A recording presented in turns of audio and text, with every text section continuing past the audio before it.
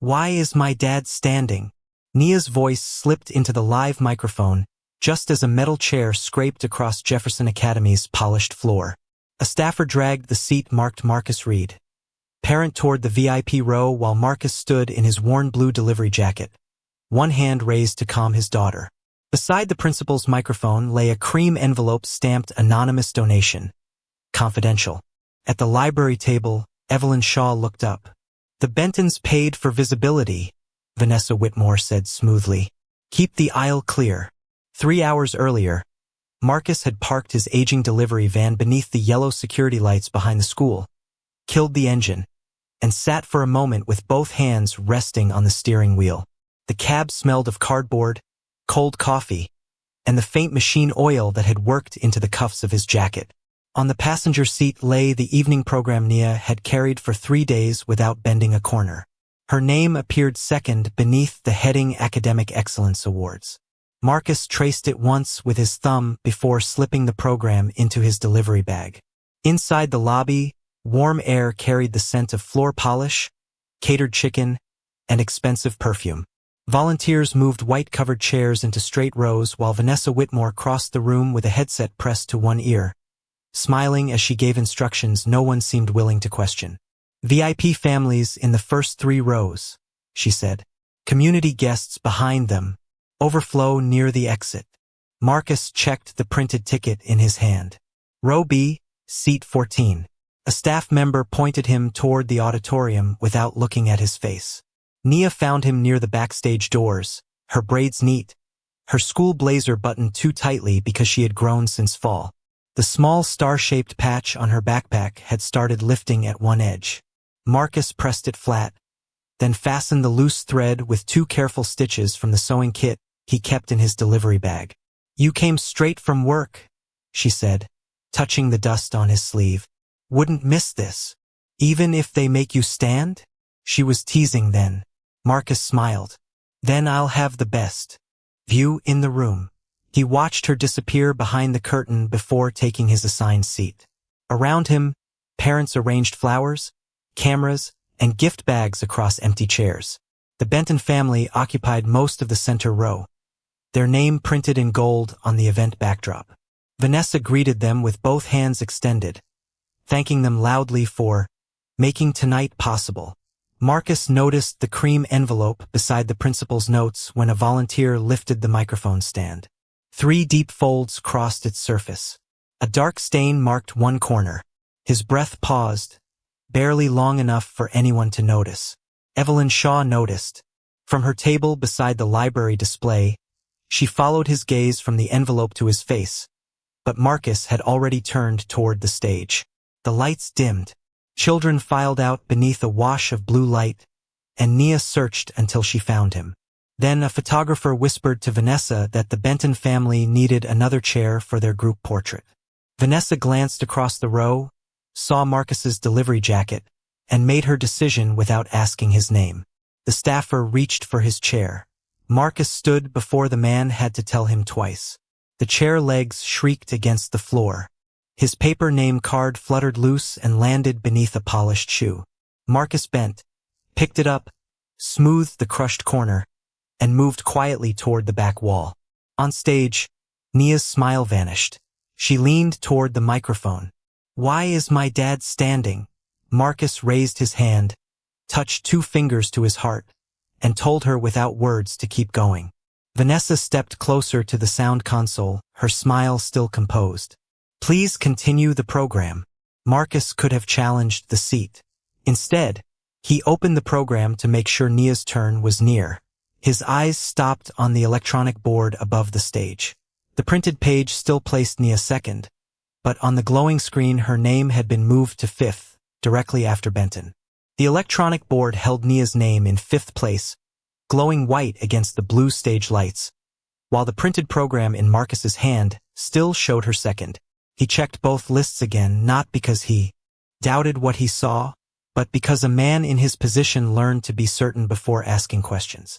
The paper trembled once between his fingers, then went still. "Excuse me. The program has already started. I only need to ask about my daughter's name." The school secretary looked first at Marcus's faded delivery jacket, then at the canvas bag hanging from his shoulder, as though his clothes had already answered whatever question he might raise. Her laminated badge read Claire Hollis, Administrative Services, and a silver key ring rested beside her laptop. The air near the registration table smelled of coffee, printer toner, and the lilies arranged for the Benton family. "The screen is the official order," Claire said. "Printed programs are subject to change." "Who changed it?" "These decisions are handled internally." She earned second place. Claire's fingers stopped above the keyboard. Behind Marcus, the applause rose for another student, then faded into the soft hum of parents checking phones and adjusting camera lenses. On stage, Nia kept her eyes forward, but her shoulders had drawn inward beneath her blazer. "Sir, I understand that parents can become emotional during award ceremonies." Claire lowered her voice into the patient tone used for someone expected to become difficult. "But we cannot disrupt an entire event over a minor scheduling adjustment." Marcus looked toward the stage. Nia had practiced walking to that microphone for a week, counting her steps in their narrow apartment hallway so she would not trip in front of the school. He turned back without raising his voice. "It isn't minor to her." Vanessa Whitmore appeared beside the table before Claire could answer. Her headset curved along one cheek, and her pearl-colored suit caught the lobby light whenever she moved. "Is there a concern?" "His daughter's placement changed," Claire said, "and Mr. Reed is unhappy about the seating arrangements." Vanessa gave Marcus a sympathetic smile that never reached her eyes. "I'm sorry tonight has felt confusing. We've had to make several accommodations for families whose support made this program possible. My seat and her award are separate." "Questions?" "Of course they are." "Then answer the second one." For a moment, Vanessa's smile tightened. She placed 2 fingers on the printed program, not quite taking it from him. The gold bracelet at her wrist clicked softly against the table. "Recognition reflects more than grades, Mr. Reed. We celebrate whole family engagement, community leadership, and participation." Her award says academic excellence. Evelyn Shaw had moved closer, carrying a stack of library brochures against her cardigan. She did not step between them or defend Marcus. She simply stopped near the flower display and listened. Vanessa turned toward her with practiced warmth. "And academic excellence remains the foundation. Is a parent's donation part of that foundation?" Evelyn asked. "Of course not." The answer came too quickly. Vanessa smoothed the edge of the tablecloth. "But the evening has a sequence, and that sequence helps us recognize the community as a whole." Claire reached for the program. "Let me take that outdated copy." Marcus shifted his hand before she could pull it away. "It was printed today. That doesn't make it current. The time is at the bottom." Claire's eyes dropped to the tiny line of gray print. 4:12 p.m. The board had changed less than an hour later. A security officer approached from the auditorium doors, his radio whispering against his shoulder. He did not touch Marcus, but he positioned himself close enough to make the message clear. "Everything all right here?" "Yes," Vanessa said. "Mr. Reed is disappointed, and we're helping him understand the procedure." Marcus glanced at the officer's hand resting near his belt, then stepped aside to let an elderly woman pass with her walker. He held the curtain open for her until she reached the aisle. Only then did he face Vanessa again. "I can stand," he said. "Her record shouldn't have to." Evelyn's attention shifted from his face to the program. A red mark showed faintly through the paper from the page beneath it. Claire saw it too. She snatched the booklet from Marcus, but not before he read the handwritten instruction pressed into the margin. "Move Reed after Benton." Claire slid the program beneath her laptop. "As I said, internal scheduling." Marcus took out his cracked phone and quietly photographed the electronic board. The flash was off. There was no scene, no raised voice, nothing Vanessa could point to as proof that he did not belong. But Evelyn was no longer watching Marcus. She was looking at the program hidden under Claire's computer, and at the fresh printer timestamp that proved the order had been changed after the official copies were made. Then Claire reached for her silver key ring and locked the desk drawer beside her. the same drawer holding the corner of a cream-colored envelope stained with a dark spot of oil. The silver key turned with a soft click, sealing the cream-colored envelope inside the drawer before Marcus could study the oil stain again. Claire slipped the key ring into her pocket and looked toward the security officer as though the problem had now been contained. Marcus said nothing. He lowered his cracked phone, returned the printed name card to his jacket, and started toward the auditorium just as a sharp clatter broke through the applause. A plastic food tray had struck the tile near the VIP entrance. Apple slices, paper cups, and a square of frosted cake scattered beneath polished shoes. A small boy stood in the middle of the mess with both hands frozen at his sides. "Watch where you're going." I'm sorry. "Someone get him out of the aisle." The parent whose shoe had been splashed lifted one foot and stared at the child as if the mistake had been deliberate. The boy's school sweater hung too large across his shoulders, and one cuff had split open along the seam. He pulled the damaged sleeve over his hand, trying to hide it. Marcus stepped between him and the gathering eyes. "Nobody's hurt," he said. "That's what matters." He set down his delivery bag and crouched to gather the cups before anyone could grind them into the floor. The tile was cold beneath one knee. Buttercream stuck to his fingers, carrying the sweet artificial smell of vanilla, while applause rolled through the auditorium for a child whose name Marcus could not hear. The boy bent to help. "I can clean it. You can hold the tray." "Am I in trouble?" Marcus looked at the fear in his face and kept his answer simple. "Not with me." He guided the boy behind the stage curtain, away from the phones and whispered comments. A younger girl waited there on a folding chair, swinging her shoes above the floor and clutching two library bookmarks. "That's my sister," the boy said. I'm Caleb. Marcus nodded toward the torn cuff. "Let me see that." From the side pocket of his canvas bag, he removed a dented tin no larger than his palm. Inside were 2 needles, several buttons, and short lengths of thread wrapped around cardboard. Nia's mother had started that kit years ago for missing coat buttons and torn backpack straps. Marcus had kept replacing the thread after she was gone, though he had never replaced the tin. He threaded the needle beneath the weak backstage light and folded the fabric inward so the repair would not scratch Caleb's wrist. "My mom said we can't buy another one," Caleb whispered. "This one's fine," Marcus said. "It just needs a little help." As he turned the cuff, a white label appeared inside the seam. The black ink had faded from washing, but the code remained clear. JR 18-44. Marcus's hand stopped. He had seen that number on a supplier invoice, on cartons stacked inside his van, and on a delivery sheet signed at Jefferson Academy 8 months earlier. He had also seen it beside a payment he had made after 3 consecutive Saturday routes. He finished the stitch without changing his expression. At the curtain opening, Evelyn Shaw stood holding her library brochures. She had followed the noise, but now she watched Marcus tie off the thread, bite it clean, and smooth the cuff as carefully as if the sweater belonged to Nia. Caleb flexed his wrist. "You can't even see it. That's the idea." Marcus reached into his bag for a napkin and found the sandwich he had bought at the gas station before arriving. The plastic wrapper was still sealed. He handed it to Caleb's sister. "Did you eat?" She shook her head. "We were waiting for the snacks." "Then you don't have to wait anymore." Caleb looked toward the VIP hall, where his spilled tray had already been cleared away. "Aren't you hungry?" Marcus's stomach tightened at the smell of bread and turkey.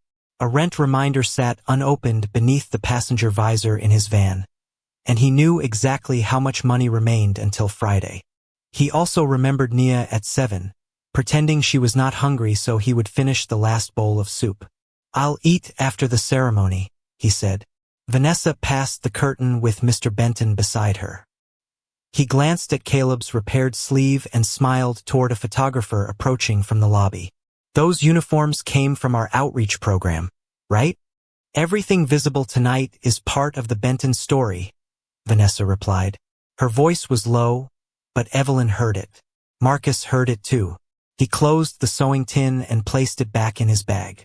Nia appeared briefly at the edge of the stage, saw him kneeling beside Caleb, and gave him a small questioning look. Marcus pointed toward the microphone and mouthed, Your turn soon. She nodded and disappeared behind the curtain. Evelyn stepped closer only after the children had left.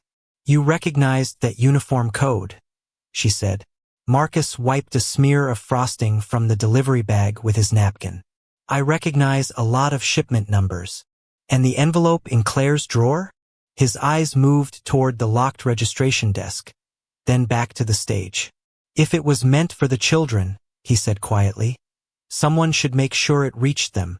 Evelyn looked down at Caleb's repaired cuff as he returned to his seat, then at the gold Benton name stretched across the gala backdrop.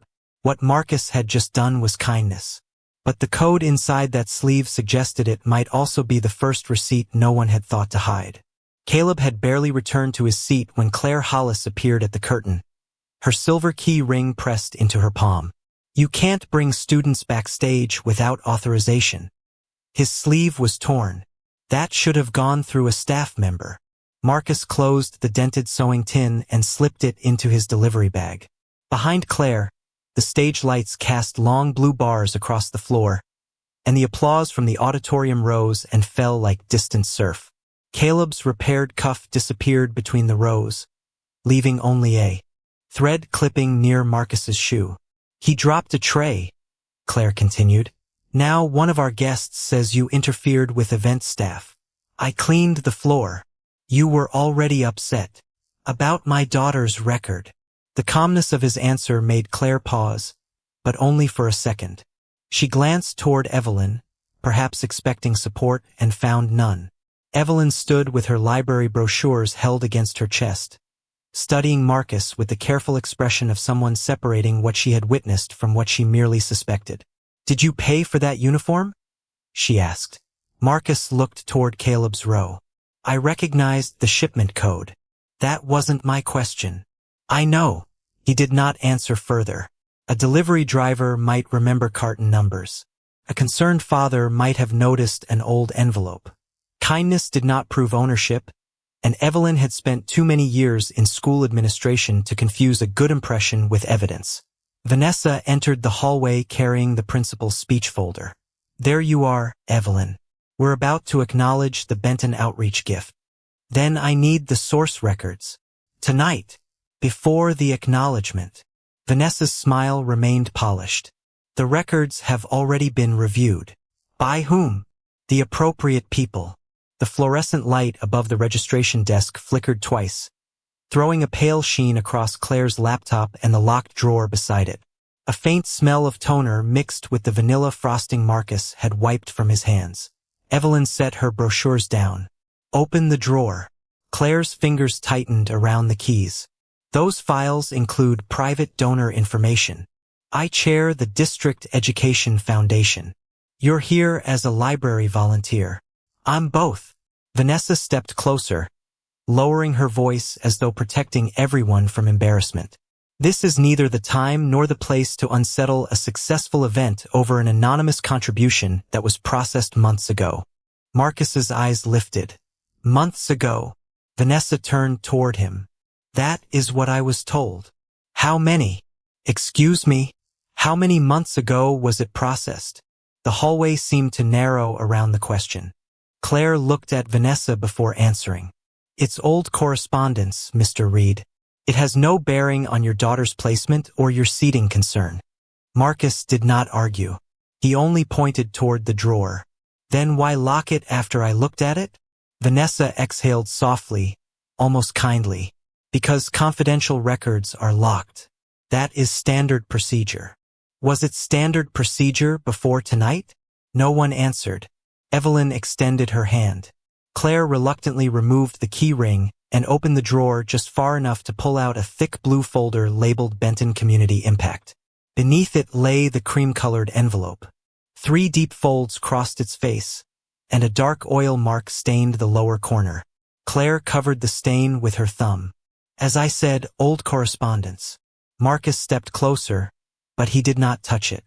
Under the stronger desk lamp, a short handwritten code became visible above the sealed flap. AR-2217. Evelyn read it aloud. What does that mean? Nothing, Claire said. An informal notation. Who wrote it? I don't remember. Marcus's gaze remained on the code. That isn't informal. Claire's head snapped toward him. You work in delivery, Mr. Reed. School filing codes are not your responsibility. He nodded once, accepting the insult without accepting the claim. Intake codes come after receipt. The words were quiet, almost technical. Evelyn looked from the code to Claire's face. If AR 2217 was an intake number, someone had entered the envelope into the system before deciding it did not exist. Vanessa reached for the blue Benton folder. We can resolve this after the ceremony. In her haste, the folder slipped open. A single printed cover sheet slid onto the table, face up beneath the fluorescent light. At the bottom was a machine timestamp from that afternoon, and beside AR 2217, the original donor category had been struck through so heavily the paper had nearly torn. But one word remained visible under the ink. Restricted. The word restricted remained visible beneath the black ink, small enough to miss and dark enough to change the air around the table. Restricted from whom? Evelyn asked. It's an internal category. Then show me the original entry. We should finish the ceremony first. Vanessa's voice stayed smooth, but her hand closed over the folder too quickly. The hum of the ventilation system seemed suddenly louder. Beyond the curtain, polite applause rose for another student, while the fluorescent light shivered across the cream envelope and the oil stain beneath Claire's thumb. Evelyn placed one hand flat on the folder. Before you thank the Benton family, I need one number. How much did they give specifically for books and uniforms? Vanessa did not hesitate. 18 dollars. Claire looked up. Approximately 12. From the auditorium entrance, Mr. Benton had returned in search of Vanessa. He adjusted the cuff of his tuxedo and frowned. 5,000 in cash, he said. The rest covered the stage, photography, and donor materials. No one spoke. A folding chair being moved near the lobby stopped halfway across the floor. The scrape ended, leaving only the air conditioner and the muffled voice of the principal reading names. Vanessa recovered first. Those figures reflect different accounting categories. 3 different categories for one question? Evelyn asked. Foundation reporting is more complicated than it appears. Then it should be easy to document. Claire began gathering the loose papers. Marcus watched the sequence rather than the faces. The cover sheet placed under the laptop. The key ring moved closer to Claire's body.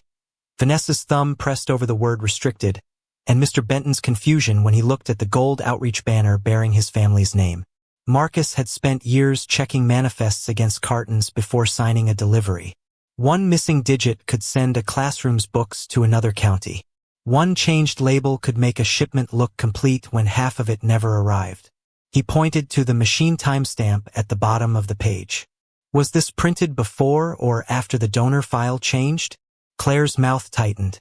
You're making assumptions about records you don't understand. I'm asking about the time. This is not a warehouse manifest. Paper still remembers when a machine touched it. Evelyn slowly lowered her hand. From the folder, her eyes moved to Marcus's cracked phone, then to the program showing Nia in second place. Do you have anything that can be verified? She asked. Marcus could have opened his banking app. He could have said the uniform code, the envelope, and the stain all belonged to a story he had kept private for nearly 2 years. Instead, he looked through the curtain at Nia, still waiting behind 2 children whose names had originally followed hers. Fix her order first. Vanessa blinked. That is a separate matter. Exactly. Mr. Reed, if you cooperate, we can review everything privately. Her grade did not become private when you moved her. The principal's voice announced that the next academic award would follow a short sponsor recognition. Nia's name should already have been called. Marcus held the printed program beside the electronic board so Evelyn could see both versions at once. Whatever is in that folder should not decide whether she earned her place. Evelyn studied him for a long second. Then she took out her phone and sent 2 messages. Preserve the printer history for AR 2217, she said quietly into a call. Lock the current donor ledger. No deletions, no revisions. Claire's face lost color. You can't freeze school files during a live event. Evelyn looked at her. I just did. She asked Marcus to open only the transactions he believed were connected to the school, with all unrelated balances hidden. He turned the phone so she could see the screen. The glass was fractured across one corner, but the dates remained clear. Small transfers made after Friday and Saturday routes, never the same amount, each marked with an abbreviated reference. Evelyn compared the last 4 digits of one transaction with the code printed faintly beneath AR 2217. They matched. It did not prove what the money purchased. It did not prove who changed the file. But it proved Marcus had not guessed his way into the conversation. Vanessa leaned closer. Anonymous funds were always meant to strengthen the Benton campaign. Silence caught the final word. Her eyes shifted toward Mr. Benton. The Benton Community Campaign, she corrected. Evelyn did not respond. Her phone vibrated with a message from the district technology office. She opened the attachment and turned the screen toward the desk lamp. The printer history showed 2 documents created 11 minutes apart from the same workstation. The first was titled Restricted Anonymous Support. The second carried a new title, Benton Family Outreach. Both had been printed from Claire's account during a meeting listed on Vanessa's calendar. The 2 printer files sat side by side on Evelyn's phone, created 11 minutes apart from Claire's workstation. Restricted Anonymous Support, then Benton Family Outreach. That proves the title changed, Vanessa said. Nothing more. Then the ledger will tell us what changed with it. The ledger is confidential. So are the children you used to build a donor campaign. The words were quiet, but Claire's hand stopped halfway toward the laptop. Behind the curtain, the principal's voice continued through another award, while the printer beside the registration table fell silent, its green light blinking over an empty tray. Evelyn's phone vibrated again. The district finance office had released a temporary audit copy under her authority as chair of the Education Foundation. Claire looked at the screen, then at Evelyn. Until that moment, she had treated the older woman as a volunteer wearing a plain cardigan. Now the district seal appeared beneath Evelyn's name. You froze the account? Claire asked. I preserved it. During a live event? Before anyone could revise it again. The audit opened with a list of small transfers spread across 22 months. $35, $60, $90, $210. Most arrived late on Friday nights or before sunrise on Mondays. Evelyn compared the final 4 digits with the transactions on Marcus's cracked phone. They matched one after another. Marcus did not lean closer. He stood with both hands resting on the strap of his delivery bag, listening to the air conditioner push cold air through the narrow room. The amounts looked ordinary on the screen. He remembered what each one had cost. A Sunday breakfast skipped after an overnight route. New brake pads delayed another week. Nia's winter coat, repaired twice instead of replaced. A medical bill from his wife's last year placed beneath the rent envelope because both could not be paid on the same Friday. None of those memories appeared in the ledger. Only numbers did. Evelyn opened the linked purchase records. 31 uniforms, she read. 74 workbooks. 9 activity fees. 6 winter transit passes. Marcus's eyes moved to the last item. 3 families, he corrected. Claire stared at him. How would you know that? The passes came in pairs. He had delivered the envelopes himself, each one sealed, each one marked only with a student identification number. The next file carried the code JR 18-44. It matched the label inside Caleb's repaired sleeve, the supplier invoice, and a delivery confirmation signed by Claire 8 months earlier. The cream envelope lay between them now, its oil-stained corner touching the edge of the blue Benton folder. Evelyn turned to another page. The Benton family's verified cash contribution was $5,000. Nearly everything else attached to their name had paid for the gold backdrop, professional photography, table decor, and donor plaques. Yet the gala report credited them with the uniforms, books, fees, and transit assistance purchased through Marcus's small transfers. Mr. Benton removed his glasses. Vanessa told us the anonymous pool could be included under our outreach designation. You never asked whose money it was? Evelyn said. His face tightened. I was told it was unassigned. Vanessa wiped one finger beneath the edge of her headset. This is an administrative presentation issue, not misconduct. Recognition categories are often consolidated. Then why did you change Nia's award order? Marcus asked. Vanessa turned toward him too quickly. That has nothing to do with this. Evelyn's phone chimed. A recovered message thread appeared from the event planning archive. Vanessa's name sat above a line sent 47 minutes before the ceremony. Move read after Benton. We need the family shot before the donor award. The room seemed to lose its air. Through the glass panel in the door, Marcus could see Nia waiting beside the stage steps, rubbing one thumb over the edge of her certificate. She was still trying to look composed for him. Vanessa reached for the phone. Evelyn moved it out of reach. That message referred to scheduling. It referred to my child, Marcus said. His voice remained level, which made the sentence land harder. Claire lowered herself into the desk chair. The keys in her pocket gave a small metallic sound. I only changed what I was told to change. Vanessa looked at her. Claire, this is not the time. No, Evelyn said. It became the time when a student's achievement was moved to support a donor image. She asked Marcus whether he wanted the documents projected immediately. For one breath, he imagined the Benton name disappearing from the backdrop, Vanessa losing control of the microphone, and every person who had watched his chair get taken turning toward him. Then he pictured Caleb's face if his family's hardship appeared on the screen. Remove every student name, he said. Every identification number too. That will take time. Then take it. They're about to give the donor award. First stop the harm. Then decide who answers for it. Evelyn looked at him differently after that, not with pity, and not because of the total on the screen. She believed him because, even with the truth finally in his hands, he was still protecting the people who could give him nothing. Vanessa glanced through the glass toward the cameras, the applauding parents, and the gold Benton banner. We can handle this privately after the ceremony. Before Evelyn could respond, the principal's amplified voice entered the room. And now, it is my honor to present Jefferson Academy's Community Champion Award to the Benton family. Vanessa reached for the door, but Evelyn placed the cream envelope, the original program, and the frozen ledger into one folder and followed her. Marcus looked once at Nia's name still glowing in 5th place. The truth had grown too large for the locked drawer, too documented for a private apology, and too close to his daughter for anyone to postpone it behind another closed door. Vanessa reached the auditorium first, her heels striking the polished floor in a quick, controlled rhythm as the principal lifted the glass community champion plaque toward the Benton family.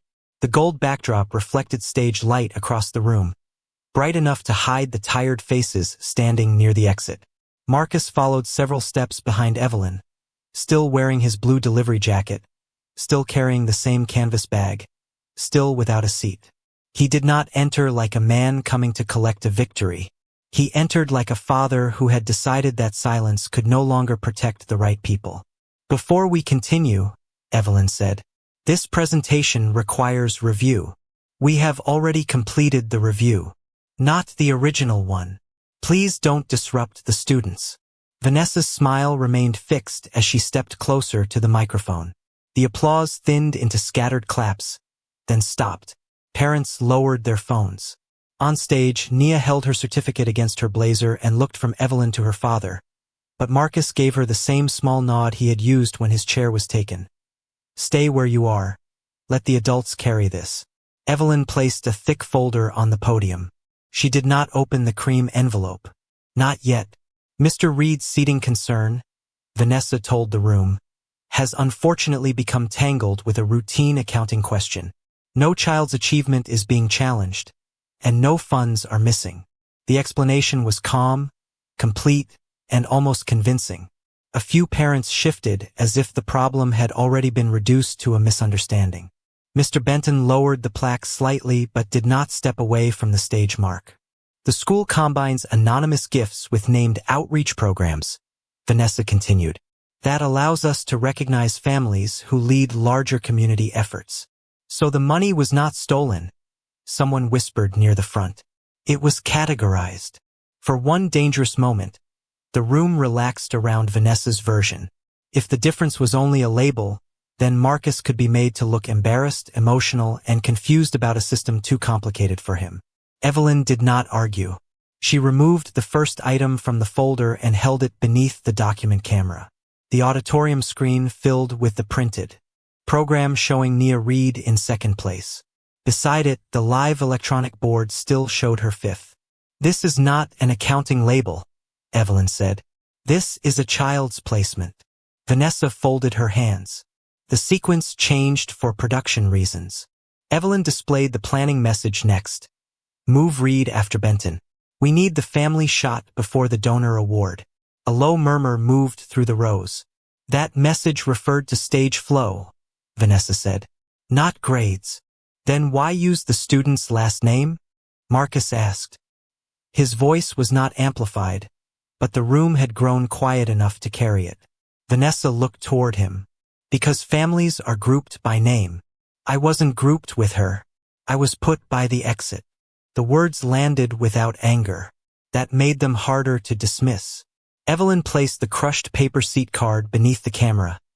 Marcus Reed, parent. The bent corner and faint shoe mark appeared 10 feet tall on the screen. "An unfortunate seating adjustment," Vanessa said. "The Benton family required space for event photography. They paid for visibility," Claire called from the edge of the stage, her voice thinner than before. "That was the instruction." Vanessa turned toward her. "Claire, please do not simplify a professional decision." The sentence was soft, but Claire stepped back as though it had weight. Evelyn lifted a hand toward the sound booth. "Preserve the room audio and play the first marked segment." Vanessa's expression changed for the first time. There is no need to turn a private logistical discussion into theater. It became public when the chair moved. The screen switched to security footage. The camera angle showed Marcus rising, the staff member pulling his chair toward the Benton row, and Nia leaning toward the microphone. The sound was faint at first. Shoes, fabric, a cough. Then Vanessa's recorded voice came through the speakers. "Put Reed in overflow. Benton paid for this night." The room tightened. Parent near the aisle slowly lowered her phone. Mr. Benton looked at Vanessa instead of the audience. "You told me overflow seating was standard," he said. "It is," Vanessa replied. "And the donation structure justified additional access." "Whose donation structure?" Evelyn asked. Vanessa faced the crowd again. The anonymous pool was formally assigned to the Benton Outreach Program. The family did not create that policy. Mr. Benton seized the explanation. "We were told those funds were unassigned. We paid for the gala and trusted the school to classify the rest." The balance shifted again.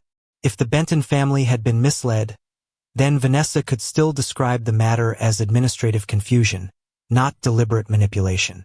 Evelyn opened the frozen ledger and projected the transfer pattern without names or student identifiers. 22 months of small deposits appeared in rows beneath the district seal. Marcus did not look at the amounts. He watched Nia, making sure none of the protected student information had been exposed. "These payments came from one personal account," Evelyn said. "They funded uniforms, workbooks, activity fees, and transit assistance." "That still does not prove Mr. Reed controlled the account," Vanessa said. Marcus removed his cracked phone from his pocket and held it out to Evelyn. "Last 4 digits only." She placed his verified transaction page beside the ledger. The numbers matched. No one spoke. "I am not asking this room to praise me," Marcus said. "I am asking you not to bury the truth one more time." Evelyn brought up the next record. The supplier invoice for uniform batch JR 18-44, followed by the delivery confirmation signed by Claire. Then she displayed the printer history showing restricted anonymous support renamed Benton Family Outreach 11 minutes later from Claire's workstation during Vanessa's meeting. Claire covered her mouth. Vanessa's hand moved toward the microphone, but the principal placed his palm over the switch. "One final item remains," Evelyn said. She lifted the cream-colored envelope from the folder. its 3 deep folds and dark oil stain visible beneath the stage lights. Nia stared at it, then at her father. Marcus took one breath and said, "Leave every child's name out." The principal slid a finger beneath the sealed flap, and the entire auditorium waited for the letter inside to be read aloud. The principal opened the cream-colored envelope, and the paper inside made a dry, delicate sound beneath the microphone. No one moved. The projector fan hummed above the frozen image of Marcus's empty chair, its bent name card enlarged across the screen. "Please do not announce my name," the principal read. His voice slowed. "No child should have to know which parent could not afford a uniform. A child should never be embarrassed because a parent is struggling." The last sentence settled over the auditorium without applause. Marcus remained 3 steps from the back wall, one hand resting on the strap of his worn delivery bag. Nia looked down at him from the stage, her certificate pressed to her chest. She had heard those words before, on a winter morning when he had sewn a second patch over the elbow of her old coat and told her that needing help was never something to hide. The principal unfolded the next page. Attached behind the letter was the original contribution schedule, each small payment dated and matched to the district ledger. Evelyn moved beside him and spoke into the second microphone. "The account has been independently verified. The transfer digits match Mr. Reed's banking records. The uniform invoice matches shipment JR 18-44. The delivery receipt bears the school secretary's signature. Intake file AR 2217 was received, entered as restricted anonymous support, and renamed Benton Family Outreach 11 minutes later." She pressed a control. The screen divided into 6 clean panels. Marcus's redacted transfers, the supplier invoice, the signed delivery log, the printer history, the original award program, and the security image of his chair being pulled toward the VIP row. No one could dismiss the truth as one damaged paper or one emotional parent. The evidence formed a path from Marcus's late-night wages to the uniforms worn by children in that room, then from the locked drawer to the gold Benton name behind the stage. Vanessa reached for the podium. Her fingers missed the edge the first time. "This was a branding decision," she said, her voice suddenly dry. "The funds still benefited students." The principal turned toward her. "Then why was a student's award? Order changed." Vanessa looked at the projected message bearing her name. "Move Reed after Benton. We need the family shot before the donor award." Her lips parted, but the next explanation did not come. Claire's silver key ring slipped from her hand and struck the floor with a small metallic crack. In the silence, the sound carried farther than the applause had all evening. Mr. Benton lowered the glass plaque until it rested against his leg. "We were told the anonymous pool could be counted toward our recognition," he said. "We should have asked whose sacrifice we were accepting." Evelyn faced the audience. "Mr. Reed's money did not purchase this gala. It purchased 31 uniforms, 74 workbooks, activity fees for 9 students, and winter transportation for 3 families. The Benton contribution paid primarily for decor, photography, and sponsor materials." A parent in the front row slowly removed a gold donor ribbon from her lapel. Another lowered his phone. The children on stage stood unusually still, sensing that the adults had entered a kind of silence no applause could safely interrupt. The principal looked toward Marcus. "Mr. Reed, may we publicly identify you as the author of this letter?" Marcus's gaze moved across the students, pausing on Caleb's repaired cuff. "Only if every child's name stays protected," he said. "It will. Then read mine." The principal announced that Marcus Reed had funded the anonymous support program for 22 months while working delivery routes and raising his daughter alone. He restored Nia's original award placement on the electronic board. Her name moved from 5th to 2nd before the entire room, the white letters shifting with one quiet click. He then withdrew the Community Champion Award from the Benton presentation, suspended Vanessa from all event and financial duties pending an independent investigation, placed Claire on administrative leave to preserve the records, and ordered an immediate hold on every donor-linked change to student recognition. He did not call himself brave for acting after the truth became unavoidable. He simply said, "This school failed a parent and used a child's achievement to Reward influence. That failure is ours to correct. An employee carried Marcus's chair back down the aisle. The card Marcus read. Parent had been straightened, though the shoe mark remained. The employee placed it near the front and gestured for Marcus to sit. Marcus did not move.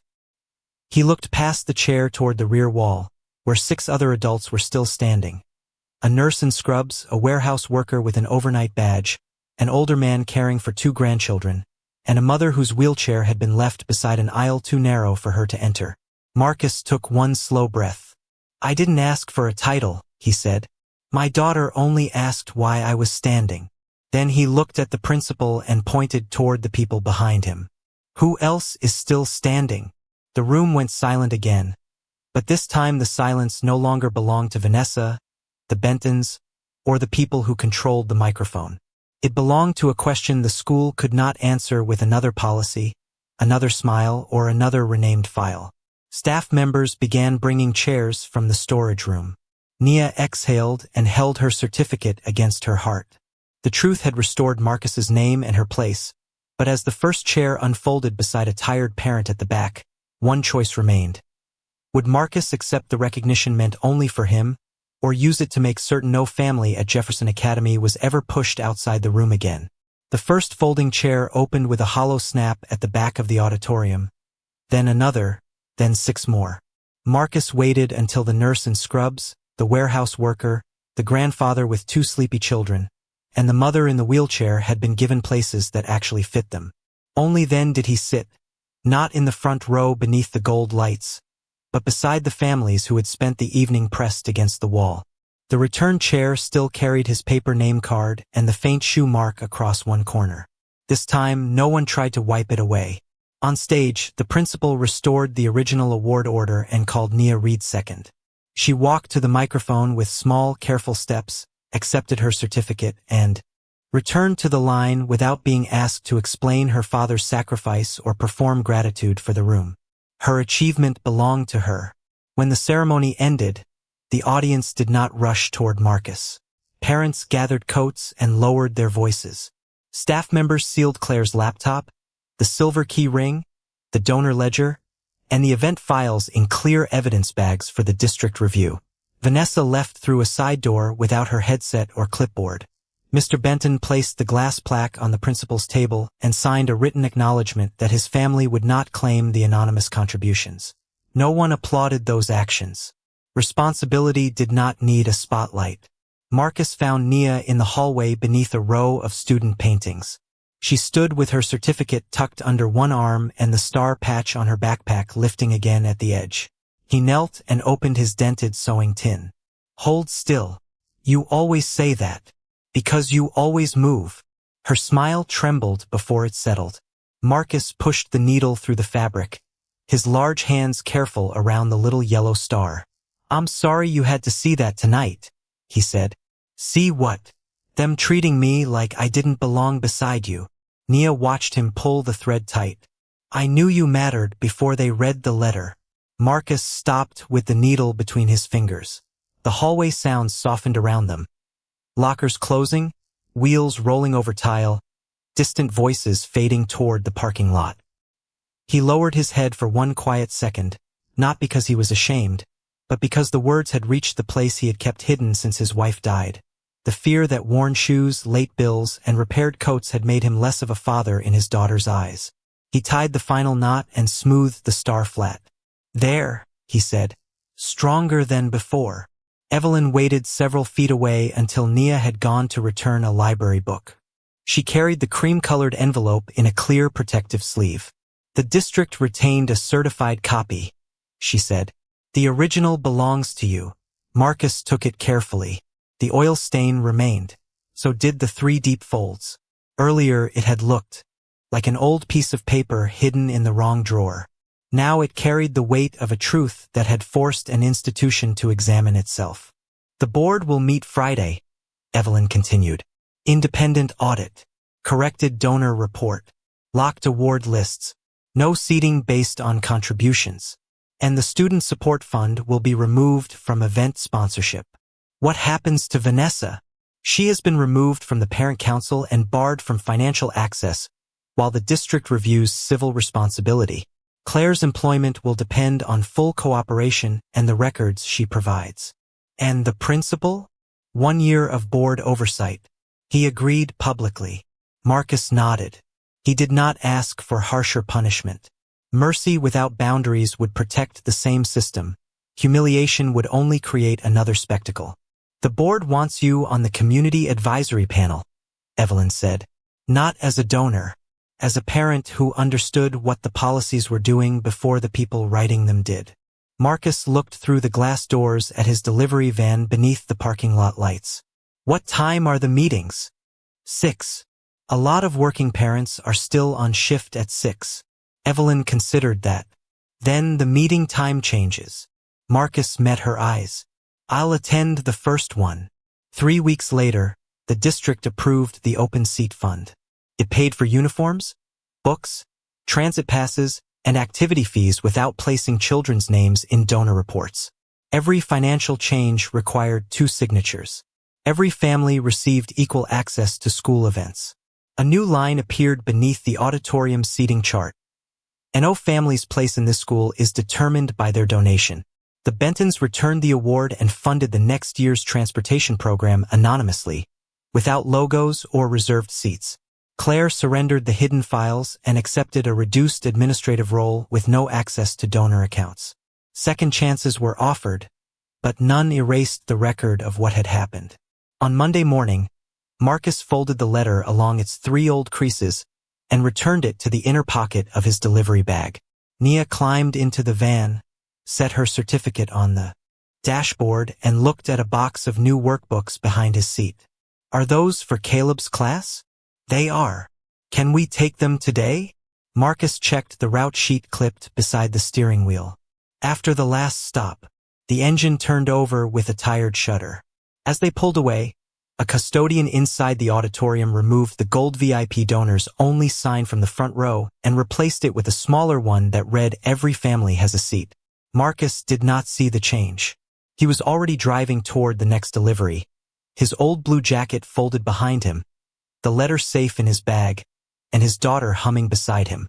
Dignity had never needed the front row.